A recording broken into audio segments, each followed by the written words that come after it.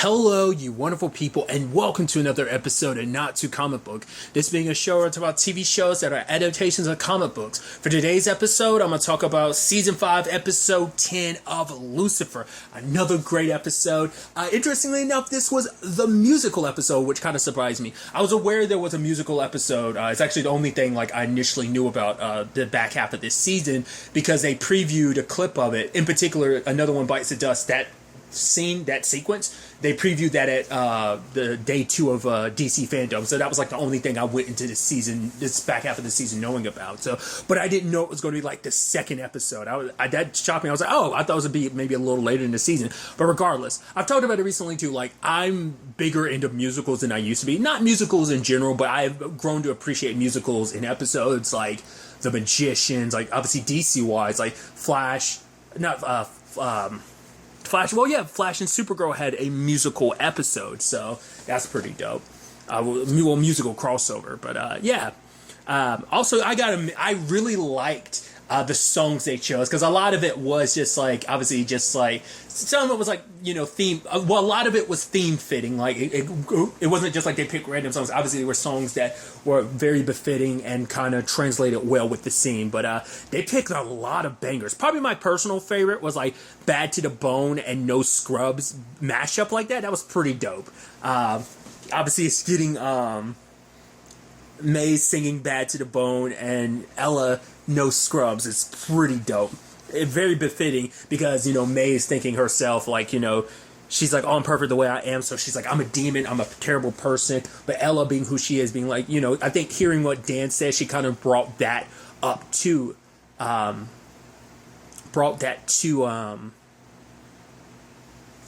Maze's attention of right, you put bad guys away. You're actually a better person at heart than you give yourself credit for. But and obviously from Ella, it's her attraction to bad boys and stuff like that, and being no, I don't want no scrubs, So I thought that was pretty dope. But obviously it's I love the thing of only the Celestials are aware of the musical numbers, none of the humans are. It's because when at the game and everything, it's wait, what just happened? And Ella's didn't I just tell you what happened at the crime scene? It's because interestingly enough, obviously Lucifer and Chloe are dealing with the aftermath of the last episode about him saying that he thinks he's incapable of love, but Chloe doesn't believe that. She actually thinks that if he can repair his relationship with his dad, that maybe that could lead to him becoming a normal person. But even before that, it's no, she's I don't believe you're incapable of, because she knows him so well. It's I know what kind of person you are, Lucifer, and it's not that you are incapable of love, But, I even love about that Another One Bites the Dust is also the ref who's dead, the corpse comes back to life and it immediately drops dead afterwards. I love that. But also his dad's just on the sideline and he's just really?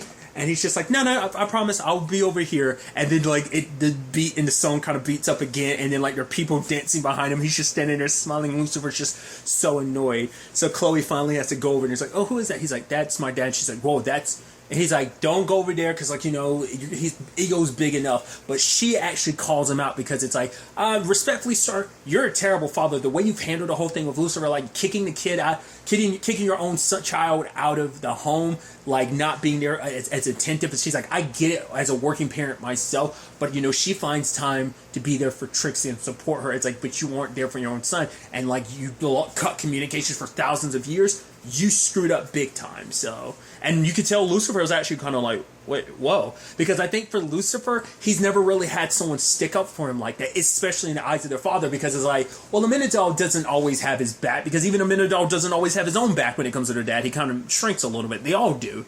And so for Chloe to have his back like that was almost whoa, he's never really had someone stand up for him, especially in his dad's eye, because his dad's the almighty God, so he's never thought oh, no one's ever going to speak to him that way, no one's going to challenge him, because he's always been the rebellious one. But to have Chloe say that, and it's just well, it's an honor to meet you, Chloe, that I'm glad that my son has someone that who cares about him so much. He's oh yeah, I am a gift. About that, Lucifer's all right, that was enough for one meet and greet, and it's see, now you see what I've had to deal with. And Chloe's yeah, so. But showing up at the precinct during For one, it was at a crime scene out at the precinct, and obviously, like, he's the only one that's aware of it. It's just like that mom who's so controlling, who's answering for her son, and it's like, what did you design? He's like, I want to be in the CIA, and even Lucifer's like, I was like, oh, and even Lucifer's like, I wasn't expecting that, but basically, it's a culinary school. He wants to be a pastry chef, which is like, oh, that's pretty dope. So that was an interesting development in that. I love, probably one of my favorite scenes is the interaction between Dan and God, and being like, oh yeah, Dan, this is my dad, God, and it's like, oh, I'm Detective, it's Espinosa, and he's like, oh, I know who you are, Dan. Let's not forget, Dan has done some shady stuff over the course of the series. I'm surprised that hasn't come up, but I guess like the Charlotte thing took priorities. He was like, yeah, I heard you were pretty close with my wife, and he turned and looked to a picture of Charlotte. He was just like, I'll be seeing you later, or not. And just like Lucifer pulls him away, it's like, I was like, poor Dan. And then later on he meets with him in it all. And it's like, he's under the impression like, oh yeah, it's like, yeah, you're an angel, whatever. But I met your dad, God, the Almighty. Some reason he's got in his head that I got with his wife. And it's like, oh, right. And I'm like, yeah, you did only, I mean, to be fair, you only found out, 3 episodes ago, borderline 4 episodes ago, in a grand scheme of the season. At this point in time, but that was maybe it's been a couple days, maybe it's been like a week. You haven't had a lot of time to fully process this, so they haven't really had time to fill you in of like, okay, so a minute ago I was like, okay, so yeah, there was a point in time when my mom was inhabiting Charlotte's body. He's like, so when your mom, the goddess, was inhabiting Charlotte's body, was it when I was inhabiting her body? It's like, I don't really want to think about it, Dan, but there might have been some overlap. So for him, it's like, oh God, I slept with God's wife, and he kind of has a mental breakdown a little bit. He's just laughing as like a ha ha ha ha, like it's like, yeah, because it's like your dad's not like kind of what they say, like the vengeful, jealous type, right? And he's almost like, he's like, actually, yeah. And that was all because Amenadola got into this whole argument with Linda earlier in the episode about like, oh, we're better than you, we're celestials, we're above like the humans, we're stronger than you, we can fly, with this and that, and Linda got super pissed. Because for him, he's upset that Charlie is a human. More so than anything, I think he could have done a better job explaining it, but it comes from his fear that Charlie's going to grow old and eventually die, which is also kind of sad. It's like, right, you're not sharing that same thing, that same sentiment with Linda, which is kind of jacked up, but okay. I guess it's like we're co-parents, but you never think about that eventually, like, Linda would grow old and die, and, like, her son wouldn't. Like, I'm glad, it is kind of messed up that's never crossed your mind, but for him, it's a thing of, he hasn't really expressed that to her, his words in that aspect, but it might also be the thing of, right, he wants a son that's a lot like him, that have a commonality, because it's like, right, you're just one thing, you're just being to find another, have another like you, would be pretty dope. But also, he does realize when he's talking to Dan, it's like, right, honestly, we are just like you. Like, obviously, like, the normal things that, like, are so human and stuff like that. Celestials, we aren't above them. We can be just as, like, caught up in our feelings as humans are. So, that was an interesting development. I do love that scene, too, because, like, Dan's doing his thing, the entire club's doing their thing, and, it's like, right, I'll be no more music, Uzuke on Uzugne, basically no more music. You speak it Pig Latin, but it's like, but after this song, and he starts dancing. Lucifer's like, oh great, he's dancing now. He was enjoying himself. Dad's children, it's a whole thing, and I love it. One interaction we haven't gotten, I want, is because it's gonna be so interesting. Obviously, Ella's still in the dark about everything, but it's like, right, what about God? Like, obviously she wasn't always on the best, like, she lost faith with God after season 3, so she was there, like, that was what she was kind of going through after during season 4, but she found her way back to her faith, so I am curious, like, where, they currently stand with everything, so that's an interaction I'm surprised we haven't gotten, so far, so. But I love the whole take your father to work day type of situation going on. Well, first and foremost, it was a thing of like, oh, for him, it's like, oh, you brought me this donut with sprinkle. Honestly, I like the one with cereal on top, but thanks. Where's your desk? And it's like, oh, once again, my favorite bit that was in the trailer that's in this episode was just like, oh, you should work to be up to this man's level, pointing to Dan. And it's like, obviously for Lucifer, that's the biggest insult because like he doesn't look down on anyone more than he does Dan. I mean, obviously they're they have a complicated relationship in their own right. But it's a thing where Lucifer just feels like he's constantly being judged. And I love he kind of drags Chloe in a little bit. He's like, drink this coffee and tell, because he's like, no. He's like, I didn't say anything. But it's like, yeah, your silent judgment. He's like, go ahead, drink the coffee, Chloe. She's like, I don't want to be in the middle of it. And even God being like, see what you did there? Like, it's just kind of like, I just love the back and forth. And eventually them in therapy and even Linda being like, wow, this is crazy. So kind of being presented with what she's being presented with. And obviously, you know, for Lucifer, it's a situation where he feels like his dad just constantly judging and everything. But for God, it's like, no matter what I do too much, you feel like I'm controlling. I do too little and give you your distance. You think I'm unattentive and, you know, my mysterious ways. So for him, he feels like in Lucifer's eyes, I can never do anything right. But Lucifer feels the same way. It's like nothing I can do will ever be right. The fact of the matter is he made everyone imperfect. And, you know, when we fall short of, you know, that standard he has, like suddenly like we're the issue instead of him, you know. But obviously Linda decided to kind of give her input, but more so than anything, she was coming at it from the perspective of what Amenadel ends up learning in this episode being, you know, that despite everything, you guys being celestials and stuff like that, you still aren't over everything. Like something as easy as just kind of your disagreements you've had thousands of years and you still haven't gotten over it. So basically, she was basically like, do you feel what I'm cooking? And Lucifer's like, honestly, I don't think she's normally really on top of things, but today she's kind of, well, everyone's got their off day, but he's like, no, I get what you're cooking. And he leans over and touches Lucifer's hand. It's like, I'm going to be a more supportive father. And just Lucifer's like, what? And so I love the whole thing of like him when they're in the locker room and everything, and he throws the football. He's like, catch, son. Good block. And then being like, oh, that's a great way of using your powers, son. And he's like, well, those were mine. So, you know, now that I know that Angel self-actualized, that's 100% me. He's like, well, who kind of gave you the ability to self-actualize? So it's a team effort. It's like, Jesus, I can't take, you know, I'm always getting, I have to share the credit in this regard. Also him being like, oh yeah, look at you being so assertive and aggressive. Oh, look at you being such a good detective and giving him a noogie and everything. It's like, stop, Dad. It's like, gee, I love that. You know, it's a complicated family issue that they have, but it's actually kind of adorable in its own right.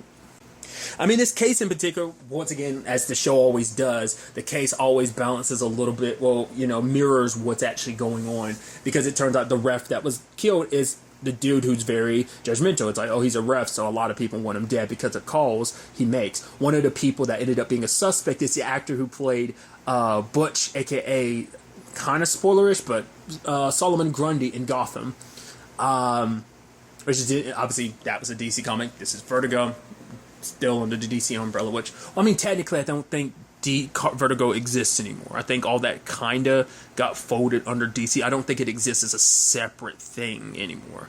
I don't know if that necessarily makes everything Vertigo related automatically shift over and go to DC Publishing. Maybe it does.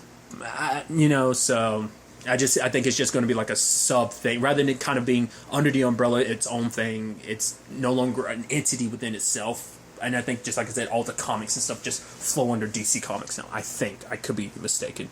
I remember that happening, like, I want to say, didn't that happen like 2019, 2020? Something of that nature. Regardless, tangents and all that aside.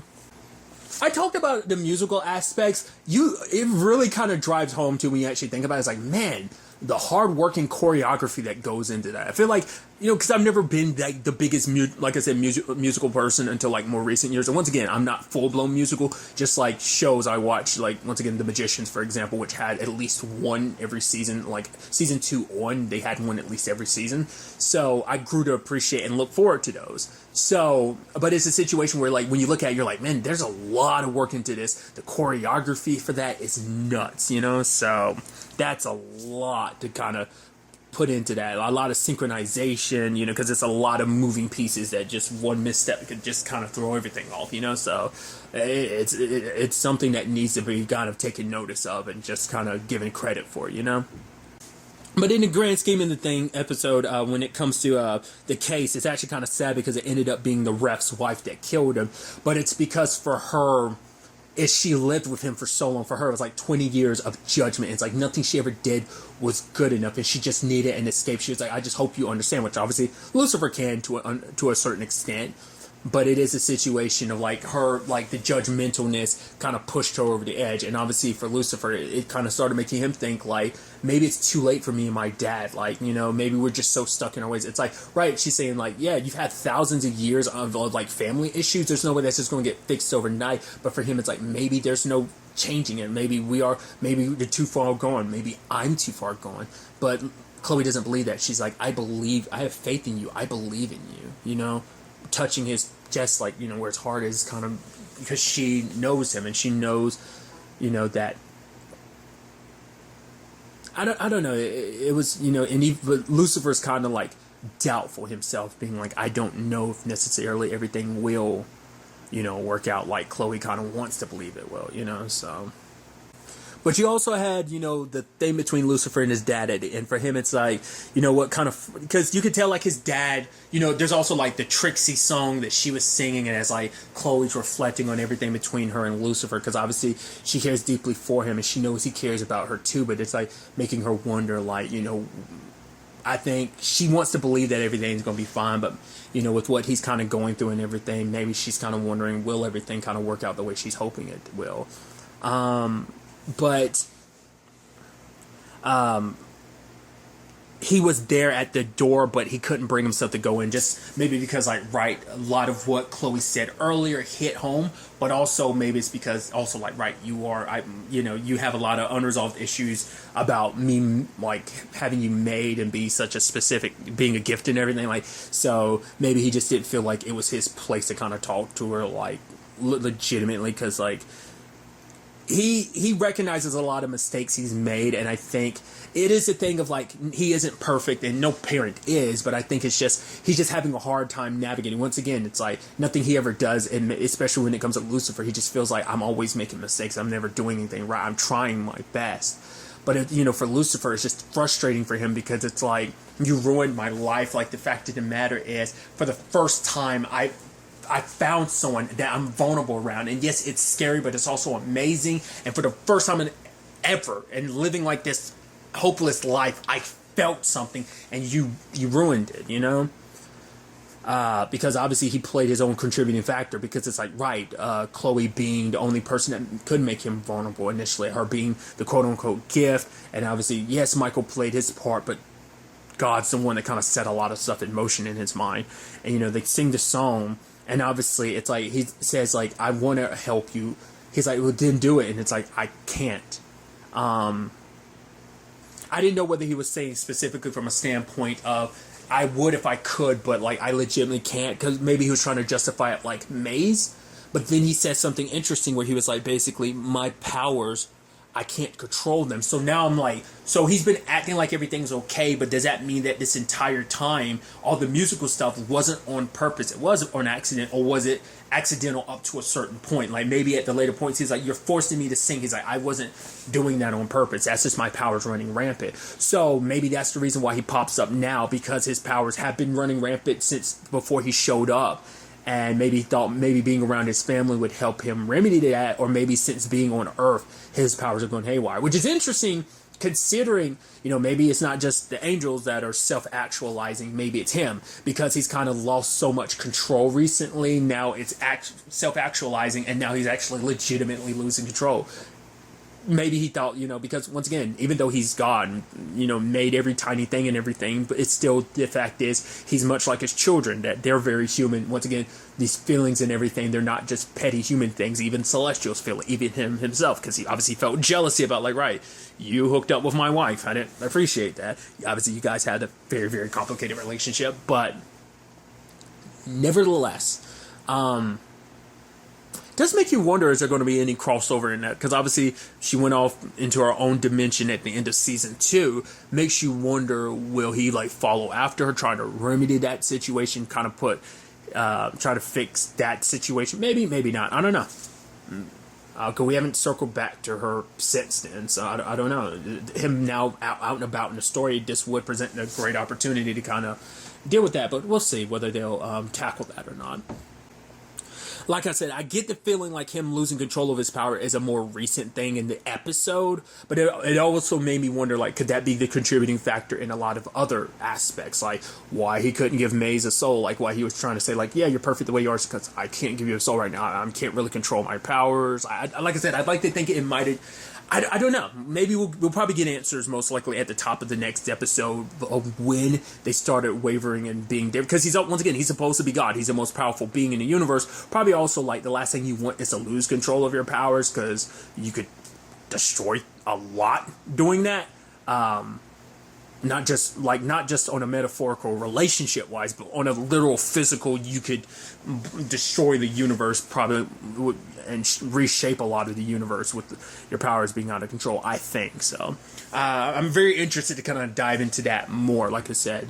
I don't know which one I would prefer, whether it is like it started going haywire this episode, or whether it's kind of always been out of control and he's just been faking it this entire time because he's meant to be like, I'm supposed to be the dad, I'm supposed to be one that's in control of everything, but I've lost control. Once again, I think it is simply a self-actualizing thing because he's lost control of his relationship, that he feels he's not in control anymore. He's kind of giving it away, and he's trying to loosen his grip on being the kind of controlling parent he kind of is to a certain extent, and now it's kind of manifested in this way.